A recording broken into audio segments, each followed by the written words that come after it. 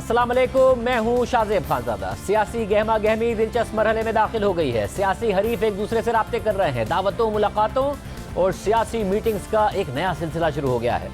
Opposition जमातें हुकूमत को घर भेजने की नई हिकमत अमली तरतीब दे रही हैं। अदम एतमाद के लिए माहौल को साजगार बनाने की कोशिशें कर रही हैं। अपोजिशन न सिर्फ आपस में मुशावरत कर रही है बल्कि हुकूमती इत्तेहादियों को कायल करने की कोशिशें हो रही हैं। हफ्ते को शहबाज शरीफ और आसिफ अली जरदारी की मुलाकात के बाद कल आसिफ अली जरदारी ने काफ लीग के चौधरी बिरादरान से मुलाकात की और फिर आज MQM ने काफ लीग और अपोजिशन की सबसे बड़ी जमात नून लीग से मुलाकात की। और अब यह खबर सामने आई है कि नून लीग की क़यादत बहुत जल्द काफ लीग की क़यादत से मुलाकात करने वाली है। इस हवाले से नून लीग की तरफ से हमजा शहबाज का काफ लीग के मोनी सलाही से रब्ता हुआ है। जियो न्यूज़ के ज़राए के मुताबिक मुस्लिम लीग नून के सदर शहबाज शरीफ की चौधरी बिरादरान से मुलाकात का इम्कान है। शहबाज शरीफ और चौधरी बिरादरान के दरमियान मुलाकात आइंदा 2 रोज़ में हो सकती है।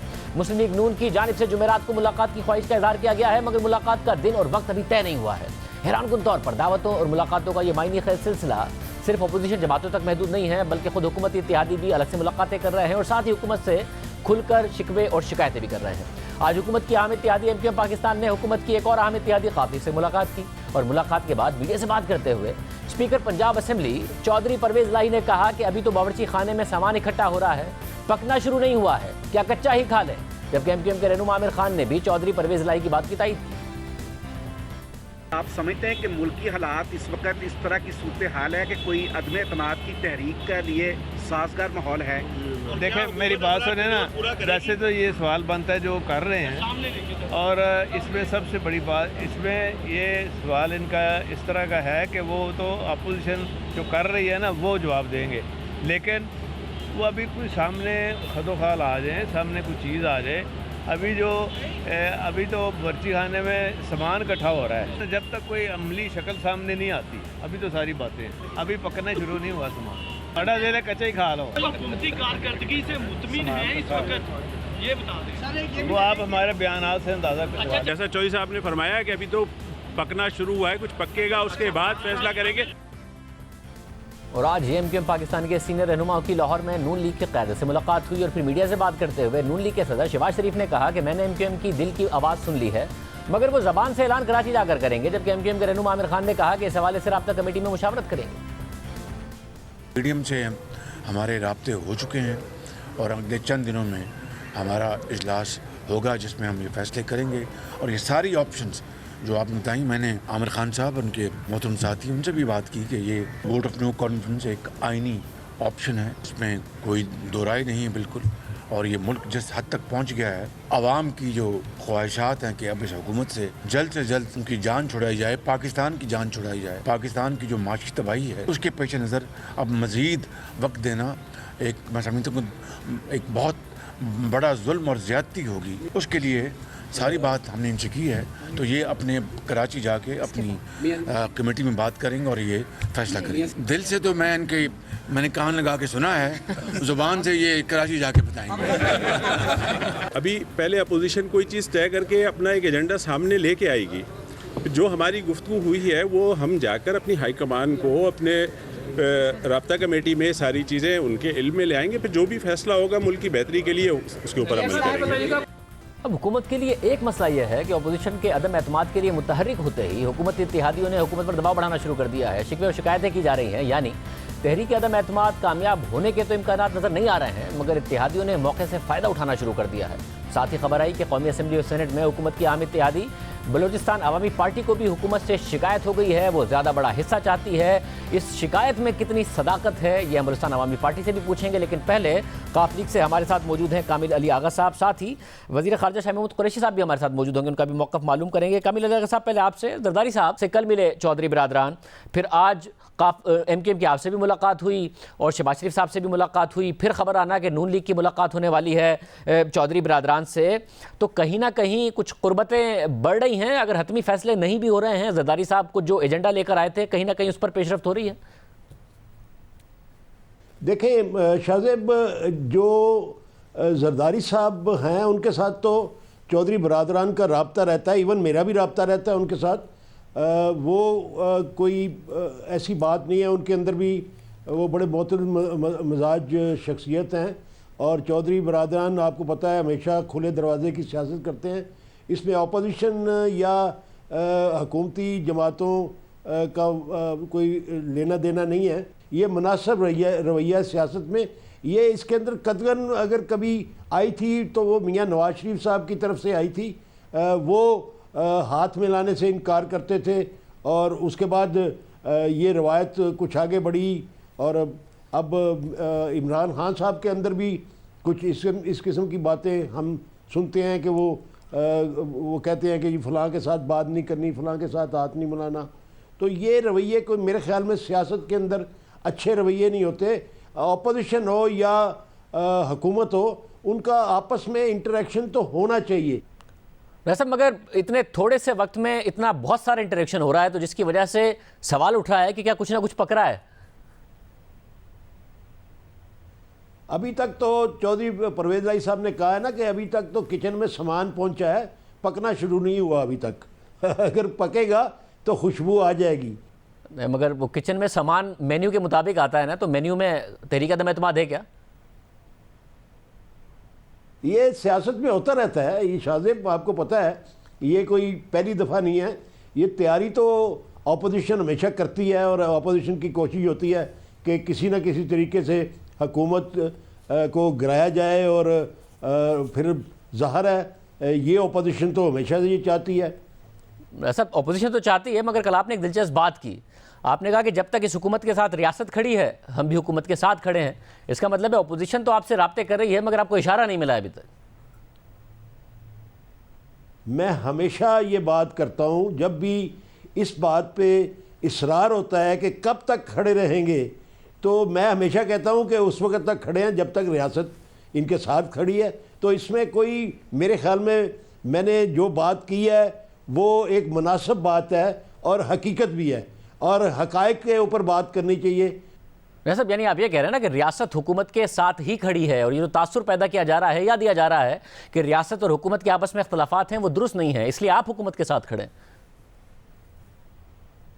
शाहजेब, मैं समझता हूँ कि अगर ये कुछ लोग कहते हैं जी कि एस्टेब्लिशमेंट जो है वो न्यूट्रल हो गई है, तो मैं समझता हूँ कि अगर एस्टेब्लिशमेंट जिस दिन न्यूट्रल हो जाए उसके बाद हुकूमत के लिए कोई अच्छे दिन नहीं होते।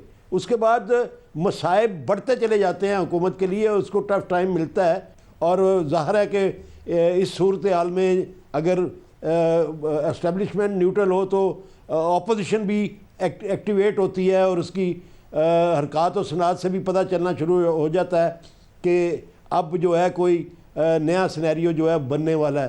तो ये तोको वो लोग करते होंगे जो ये समझते हैं कि एस्टेब्लिशमेंट न्यूट्रल हो चुकी है, और एस्टेब्लिशमेंट भी कह रही है कि हम हमेशा न्यूट्रल रहते हैं और हुकूमत का साथ आइन और कानून के दायरे में देते हैं, और वो देना भी चाहिए। मैं समझता हूँ इसमें कोई बुराई वाली बात नहीं है।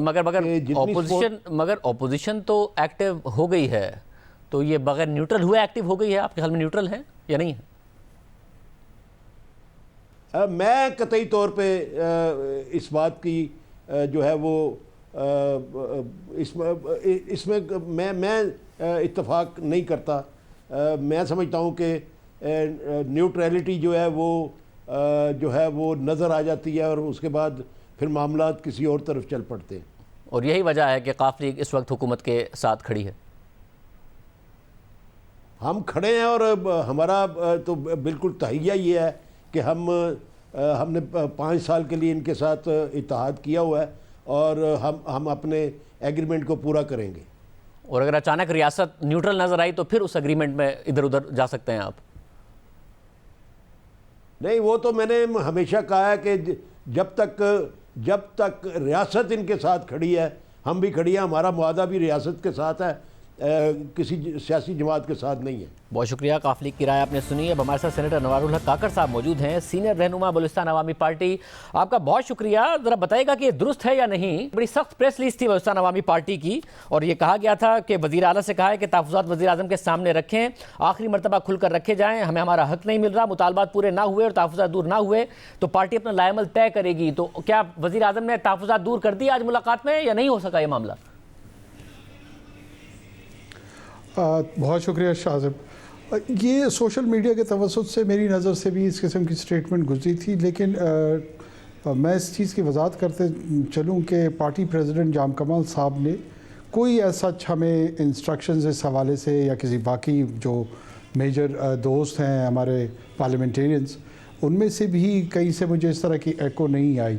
चेयरमैन सेनेट साहब और चीफ मिनिस्टर साहब के हवाले से ये बात ज़रूर चली थी, लेकिन उसमें भी कोई रेपिटेशन नहीं आई, कोई तकरार नहीं आई है इस बात की। तो लगता ये है कि गालिबन वो भी कोई अगर कहीं हुई है, ये मेरा गुमान है कि वो कोई प्राइवेट कॉन्वर्सेशन रही है, कोई पार्टी की ऑफिशियल पोजीशन नहीं आई है अभी तक। तो पार्टी मुतमईन है मुकम्मल तौर पर वफाकी हुकूमत के साथ और इत्तेहाद पर भी कायम है, कोई आपकी डिमांड्स नहीं है? देखिए, इत्तेहाद पे हम कायम हैं। हम पीटीआई के साथ बेसिक जो एजेंडा हमारा था, बलूचिस्तान गवर्नमेंट में भी हम कोलिशन में हैं, फेडरल गवर्नमेंट में भी हम कोलिशन में हैं। तो सेनेट के अंदर उन्होंने डिस्पाइट कि हम माइनॉरिटी में हैं, उन्होंने रिवॉर्ड किया हुआ है बलूचिस्तान अवामी पार्टी के कैंडिडेट को। और चेयरमैन सेनेट की पोजीशन अगर पीटीआई हमें सपोर्ट ना करे तो शायद हमारे लिए उसको होल्ड करना मुमकिन ना हो। तो हम समझते हैं कि इससे भी अगर रिप्रेजेंटेशन थोड़ी सी ज़्यादा होती, पार्टी के हलकों में ये ख्याल ज़रूर है, लेकिन ना होने की सूरत में कोई डिवोर्स या वापसी की डेलिब्रेशन कभी भी हमारी पार्टी में नहीं हुई। अच्छा, ये बड़ी अहम बात है। काफ लीग ने बड़ा वाजे किया है कि जब तक रियासत हुकूमत के साथ खड़ी है, हम भी हुकूमत के साथ खड़े हैं। ज़ाहिर है आपकी पार्टी जिन सर्कमस्टांसिस में बनी उसमें जो रियासत है उसका एक किरदार है, तो आपकी भी पोजीशन यही है या आप वैसे ही हुकूमत से खुश हैं, रियासत की जो भी पोजीशन हो? देखिए, हमारी पार्टी रियासत के किरदार में अपना किरदार अदा करती है। लोग तासुर रखते हैं, लोगों को हक है, ये एक फ्री और डेमोक्रेटिक सोसाइटी है। हम क्या तासुर है कि रियासती कोई किरदार था हमारी पार्टी की तश्कील में। मैं आपको फिर यहाँ वजाहत करता चलूँ कि हमारे पास जितने इलेक्टेबल्स थे ये रियासत बनने से पहले सियासत में है। मिसाल के तौर पे जाम कमाल साहब 3 नस्लों में पाकिस्तान बनने से पहले उनके दादा ने कायद-ए-आज़म मोहम्मद अली जिन्ना के साथ डॉक्यूमेंट ऑफ एक्सेशन साइन किया था। फिर वो वज़ीर आला बने, फिर उनके वालिद बने, फिर उनके पोते बने, 3 जनरेशन में। तो क्या रियासत का किरदार था 1947 में। जैसे चौधरी बिरादरान भी, उनके वालिद साहब भी सियासत में थे, चौधरी बिरादरान के साहबजादे भी सियासत में हैं, मगर वो ओपनली कहते हैं कि रियासत का जहाँ किरदार होता है। तो मैं ये जानना चाह रहा हूँ, आप हुकूमत से अपने तय खुश हैं और चाहे जो भी मामलात हों, रियासती मामलात हों, इससे आप हुकूमत के साथ रहेंगे? हुकूमत 5 साल पूरे करेगी? जी, हम समझते हैं कि इस वक्त तक कोई ऐसा तासुर अगर है कि उनके इत्यादि या खुसूसी तौर पे मैं अपनी बात कर लेता हूँ, हमारे यहाँ कोई ऐसी डेलिब्रेशन नहीं हुई कि हमने इस हुकूमत का साथ छोड़ना है। बहुत शुक्रिया। इत्तेहादियों की गुफ्तगू आपने सुनी। हुकूमत मुतमईन है, मगर क्या हुकूमत का इत्मीनान गलत है? वज़ीर ख़ारजा शाह महमूद कुरैशी साहब हमारे साथ मौजूद होंगे इस पर बात करने के लिए, एक ब्रेक के बाद।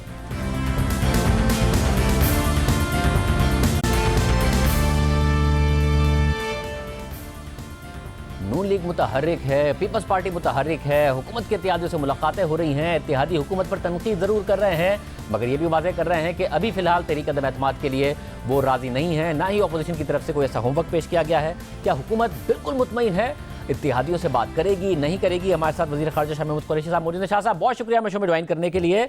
शाह साहब, क्या हुकूमत को मुकम्मल तौर पर इत्मीनान है? बहुत तेज़ी से मुलाकातें हो रही हैं, इत्तेहादी ये ज़रूर कह रहे हैं कि हम हुकूमत के साथ खड़े हैं, मगर आपकी कारकर्दगी पर भी तनकीद कर रहे हैं। MQM का मिलना, फिर काफ लीग का मिलना, जरदारी साहब और शहबाज शरीफ साहब का मिलना, कहीं ना कहीं कुछ पक तो नहीं रहा जिसका आपको पता नहीं चल रहा है? शाहजेब भाई, हमें अपने साथियों पर, अपने इत्तेहादियों पर मुकम्मल एतमाद है और जरूर मिले, हमें कोई घबराहट नहीं है। और मैं अभी कह रहा हूं, नून लीग को और पीपल्स पार्टी को पैगाम दे रहा हूं, ये मुलाकातें गुफ्तन नशिस्तन बर्खास्तन। शाह साहब, इसकी वजह क्या है? क्योंकि काफली की तरफ से कहा जा रहा है क्योंकि रियासत इस वक्त हुकूमत के साथ है तो हम हुकूमत के साथ हैं, जब रियासत नहीं होगी, न्यूट्रल हो जाएगी, तो हमारी सिमत भी बदल जाएगी। आपका भी कॉन्फिडेंस यहीं से ड्राइव हो रहा है या कुछ और बात है? जी नहीं, हम जमीनी हकायक को देख रहे हैं। मुझे बताइए, आप देखिए, आप सियासत पे नजर रखते हैं, माशाल्लाह आपका अपना एनालिसिस बड़ा बड़ा जामे होता है। मुझे ये बताइए, काफ लीग इस हुकूमत को नुकसान पहुंचाए और फायदा पहुंचाए नून लीग को, जो उन पर एतमाद, और वो उन पर एतमाद नहीं करते, उन्हें क्या हासिल होगा? मुझे बताइए। उन्हें कुछ हासिल नहीं होगा।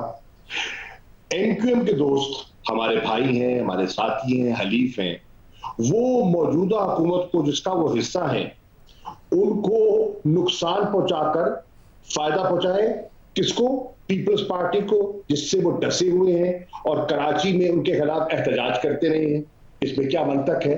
बिल्कुल गैर मंतकी सी बात है। तो हमें उन पर पूरा एतमाद है। सर भी आप इंटरेस्टिंग एनालिसिस है आपका कि जाहिर है कि पीपल्स पार्टी के पास क्या है कि एमक्यूएम को देगी या फिर नून लीग क्या चौधरी बिरादरान को देगी। मगर अगर नून लीग किसी भी तरह गिव एंड टेक के लिए तैयार हो जाए तो वो कहते हैं आपके 22 एमएनए हैं जो इस वक्त नून लीग में आने को तैयार हैं, मगर आप वो उन्हें टिकट की गारंटी नहीं दे पा रहे हैं कि उनके सीनियर जो कारकुनान है वो ना नाराज हो जाएं, तो वहां से खतरा नहीं पैदा हो जाएगा? भाईजान गारंटी दे देना, क्यों नहीं देते? दे दे। अगर वो समझते हैं कि इस हुकूमत को गिराना इतना ही जरूरी है तो दे दे गारंटी। कौन रोक रहा है उनको? वो तो हमारी पार्टी के दरीना कारकुन नाराज हो जाएंगे। तो फिर देखिए ना, फिर घड़ी तोला घड़ी माशा, फैसला करे, या कारकुनों को राजी रखे या फिर हुकूमत को गिराने की कोशिश बंद कर दे। ये गिराने की कोशिश तो पहले दिन से कर रहे हैं, यके बाद दीगर उनको नाकामी हो रही है, जो अभी भी हुई। आपने देखा कि नेशनल असेंबली में हुई, आपने देखा कि सेनेट में अक्सरियत होने के बावजूद हुई। मौके पे गैर हाजिर हो जाते हैं, टेलीफोन पे दावतें देते हैं, खुद गायब हो जाते हैं। मसलहत आप देखिए। ये बताइए, सेनेट में जो कुछ हुआ, अभी स्टेट बैंक का जो अभी बिल आया आपके सामने, उसमें क्या हुआ?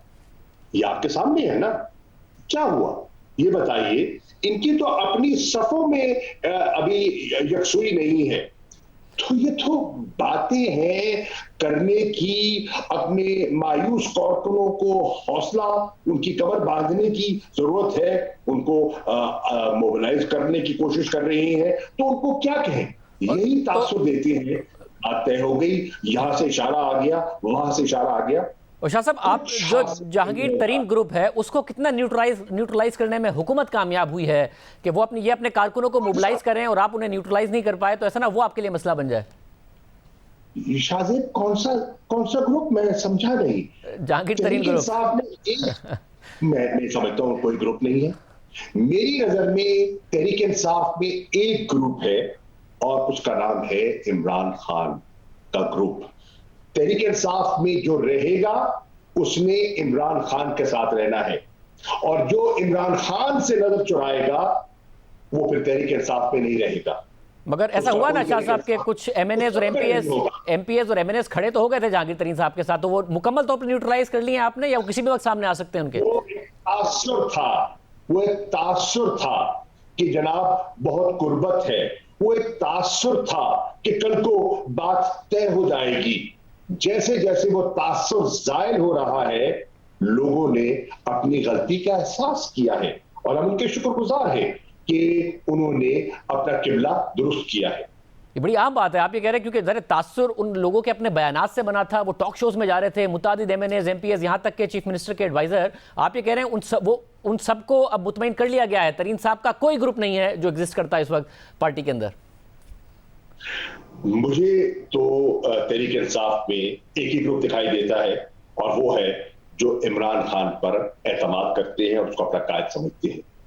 और शाह साहब, ज़ाहिर एक जो पहला फेज था आपका खैबर पख्तूनख्वा में कारकर्दगी का, उसमें बहुत मायूस कुन कारकर्दगी रही हुकूमत की। आपको लगता है जो सेकंड फेज होगा, अगर हुकूमत नहीं भी गिरती है तो उसमें कोई जो परफॉर्मेंस है वो कुछ अलग हो जाएगी, कोई कैंपेन अलग कर लेंगे खान साहब तो कुछ अलग आउटकम आ जाएगा? यहाँ वहाँ पर एक चैलेंज है हुकूमत को अपनी कारकर्दगी की वजह से? देखिए शाहजेब, हर इलेक्शन जो है ना वो चैलेंज होता है। इलेक्शन कभी आसान नहीं होता और कभी इलेक्शन को आसान नहीं लेना चाहिए। और खैबर पख्तूनख्वा को एनालाइज कीजिए। आप कहते हैं कि हमें वहां नाकामी हुई, मैं कहता हूं कि खैबर पख्तूनख्वा की जमातों को ले ले। खैबर पख्तूनख्वा में पीपल्स पार्टी की परफॉर्मेंस कहां है?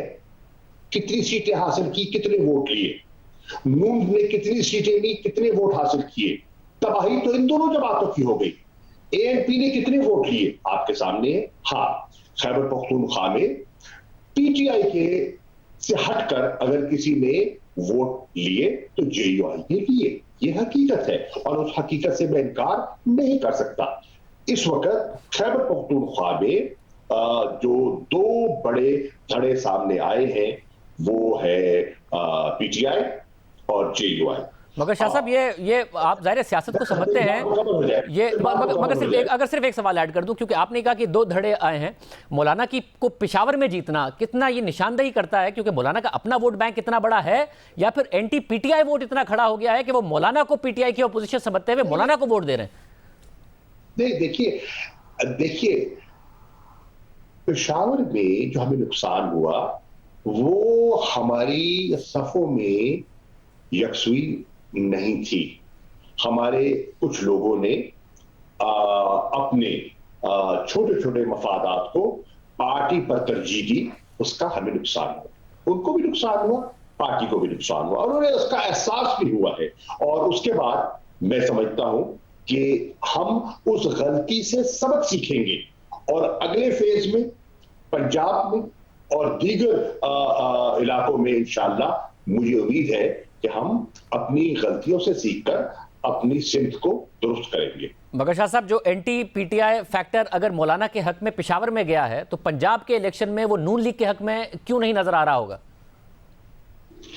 देखिए, इस वक्त जो बहस चल रही है ना सियासी हलकों में, वो ये है शाहजेब, लोग समझ रहे हैं कि पीपल्स पार्टी पंजाब से मायूस हो गई है और उन्होंने बहुत कोशिश की, वहां देरे डालने की कोशिश की, वहां पींगे बढ़ाने की कोशिश की, उनकी दाल नहीं गली।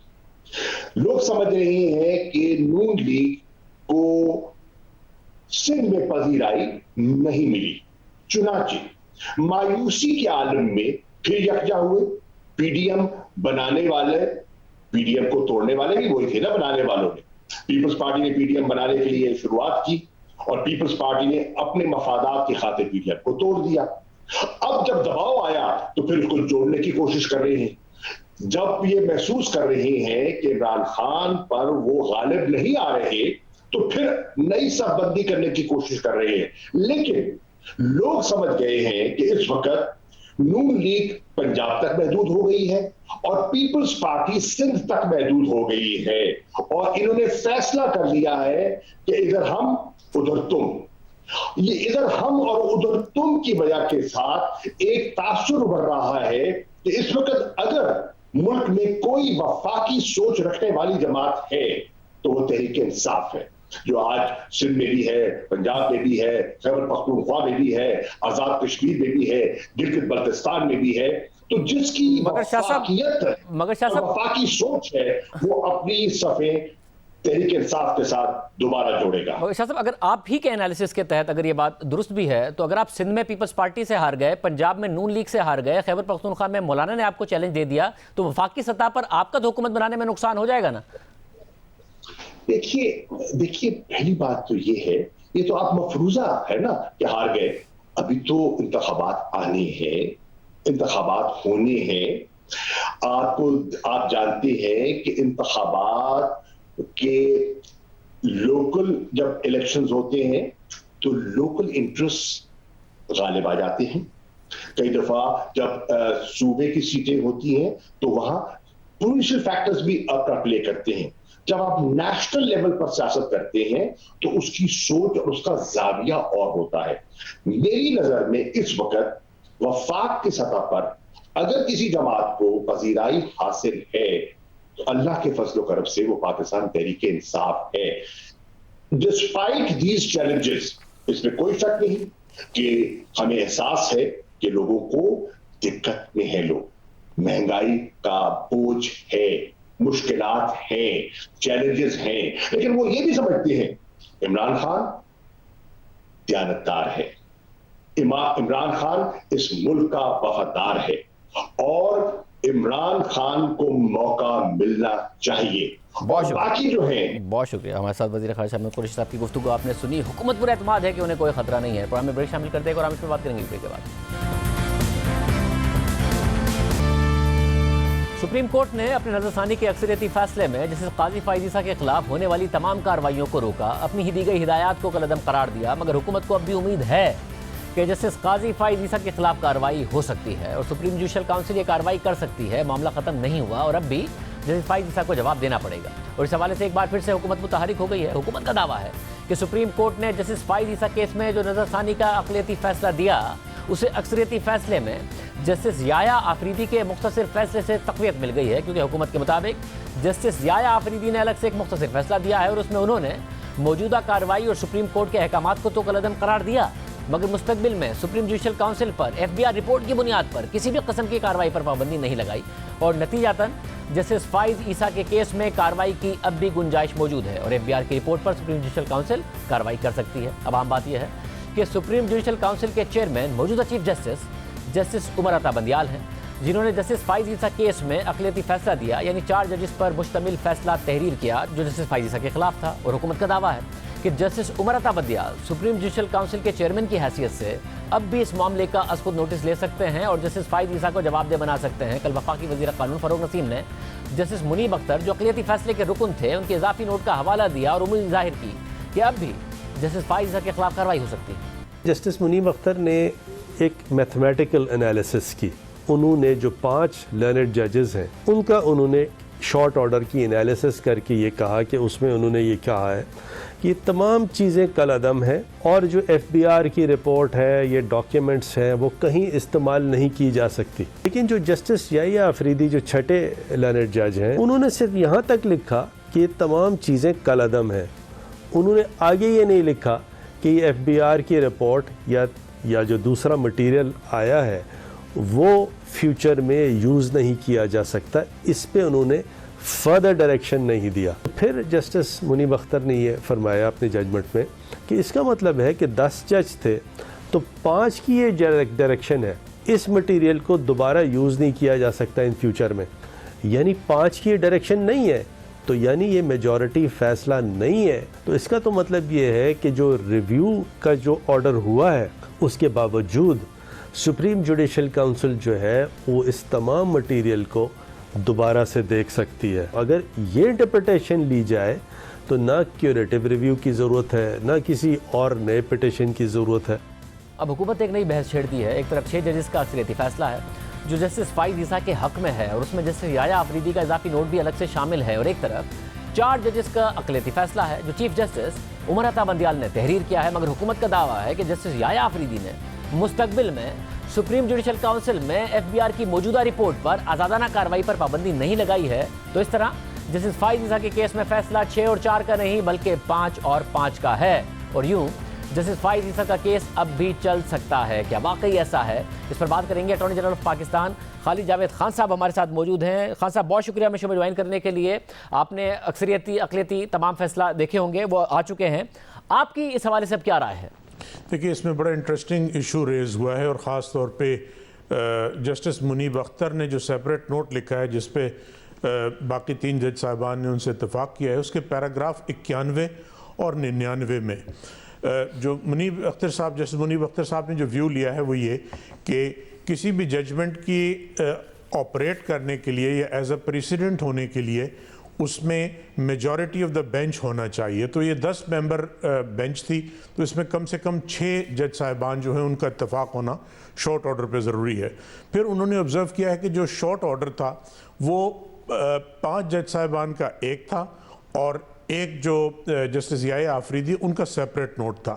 जो उसमें कॉमन चीज़ थी वो ये थी कि ये डिक्लेयर किया गया था पैराग्राफ 4 से 11 तक को कि वो आइन के और कानून के मुताबिक नहीं था और ऑफ नो लीगल कॉन्सिक्वेंस था। लेकिन जो 5 जज साहिबान का शॉर्ट ऑर्डर था उसमें मज़ीद जुमले शामिल थे कि रिजल्टेंटली ये किसी फोरम पे इस्तेमाल नहीं हो सकेगा। तो उसको इंटरप्रेट इस तरह किया गया कि ये मेजॉरिटी का शॉर्ट ऑर्डर नहीं है, 5 जज साहिबान का शॉर्ट ऑर्डर है। उसमें मैं नहायत अदब से ये अगर कह सकूं कि ये एक इशू है जिस पे अभी कोई फाइनल एडजुडिकेशन नहीं हुई है, क्योंकि एक व्यू ये है कि 10 मेंबर अगर बेंच है तो उसमें मेजॉरिटी 6 मेंबर होना ज़रूरी है।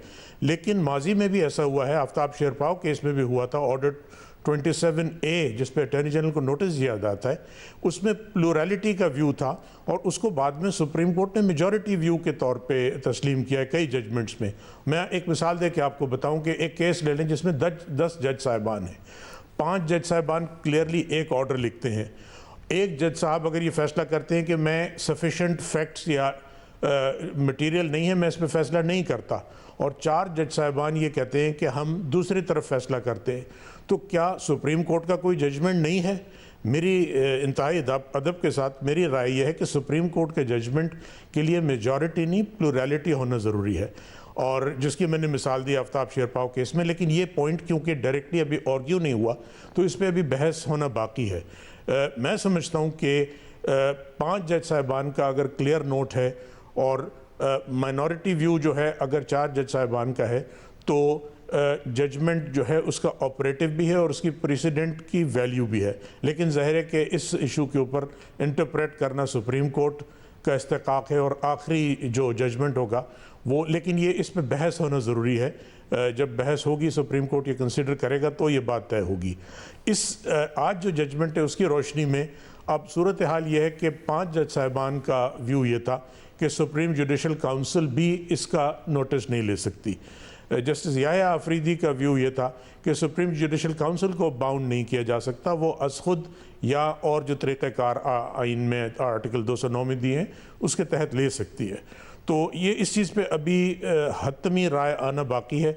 मेरे ख्याल में इस जजमेंट से ये मामला तय नहीं हुआ है, ताहत है कि अगर ये व्यू लिया जाए कि मेजॉरिटी का होना ज़रूरी नहीं है, जजमेंट के लिए प्लूरलिटी का होना ज़रूरी है, जिस राय को मैं सब्सक्राइब करता हूँ। फ़िलहाल जब तक कोई फाइनल जजमेंट सुप्रीम कोर्ट का इस इशू को कंसिडर करने के बाद नहीं आता। तो सर फिर एज ऑफ नाउ किस तरीके से आगे बढ़ा जा सकता है? क्या उसी FBI रिपोर्ट जिसको की तश्कील कलअदम करार दी गई, उसकी जो लीगल कॉन्सिक्वेंसेज हैं उसको कलअदम करार दिया गया, उसी की कॉग्निजेंस ली जा सकती है? क्या सुप्रीम जुडिशल काउंसिल उसका ले सकती है सू मोटो, या फिर अभी अदालत सुप्रीम कोर्ट फैसला करेगी इस जजमेंट की रोशनी में कि क्या हो सकता है और किस तरीके से हो सकता है?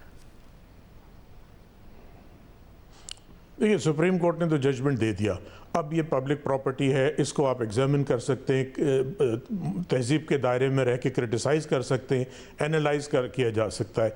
अब सुप्रीम कोर्ट इस केस में मज़ीद कोई डायरेक्शन शायद ना दे, क्योंकि ये हतमी रिव्यू था, ये ख़त्म हो चुका है। और एक बात ज़रूर क्लियर है कि इसमें मैं समझता हूँ कि हुकूमत का रोल ख़त्म हो चुका है। हुकूमत ने एक रेफरेंस फाइल किया था, वो यूनानिमसली क्वाश हुआ। अब जज साहिबान की जो आरा हैं मुख्तलिफ, वो हैं सुप्रीम जुडिशल काउंसिल की पावर्स और जुरिस्डिक्शन की हद तक। वो एक ख़ुद आइनी ट्राइब्यूनल है, अगर वो असखुद नोटिस लेता है या उसके सामने ये मटेरियल कोई और लेके जाता है तो ये काफ़ी डिपेंड करेगा कि सुप्रीम जुडिशल काउंसिल उस पर किस तरह रिस्पॉन्ड कर सकती है।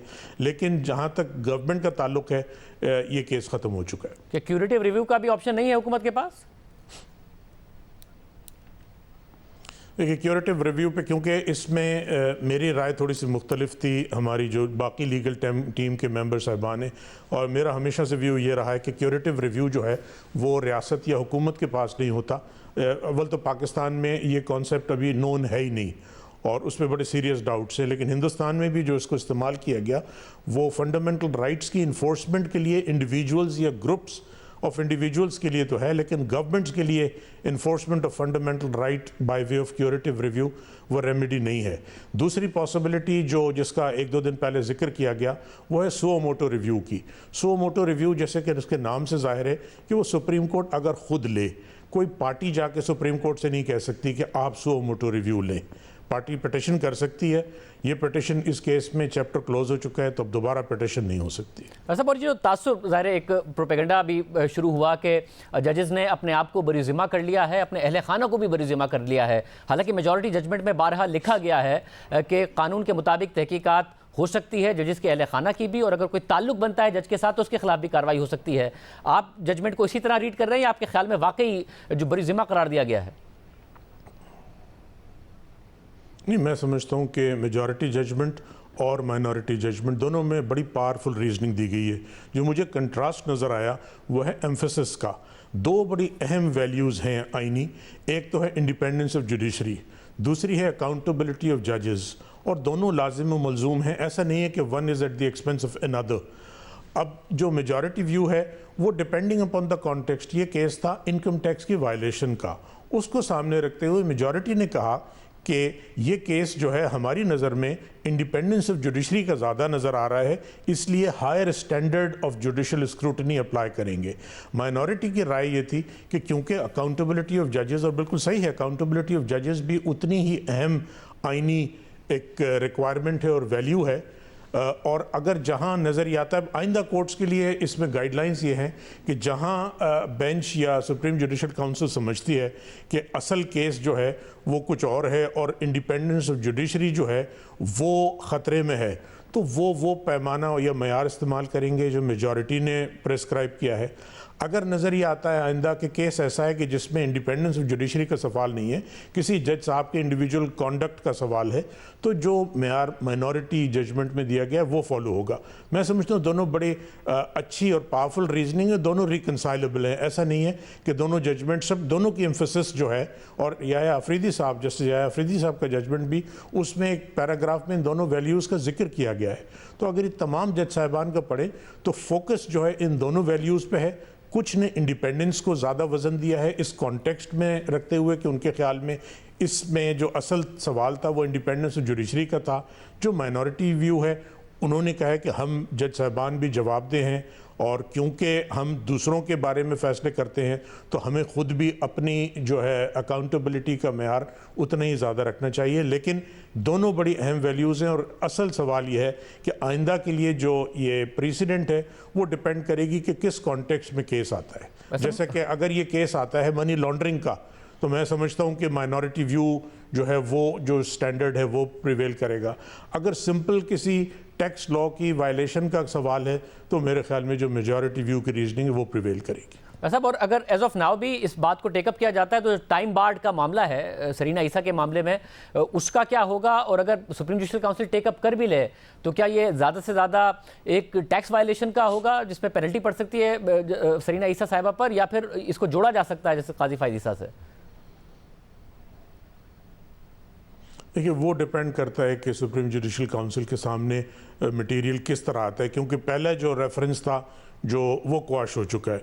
इस वक्त सुप्रीम जुडिशल के सामने कोई चीज़ पेंडिंग नहीं है, तो या तो सुप्रीम जुडिशल काउंसिल खुद नोटिस ले या उसके सामने आए, डिपेंड ये करेगा कि वहाँ क्या सवाल रेज़ किया गया है। तो सुप्रीम कोर्ट की जजमेंट की रोशनी में फिर सुप्रीम जुडिशल काउंसिल उसी तरह उसका फैसला करेगी। बहुत शुक्रिया। Attorney general of Pakistan Khalid Javed Khan हमारे साथ मौजूद थे। आपने सुनी। अल्लाह हाफ़िज़।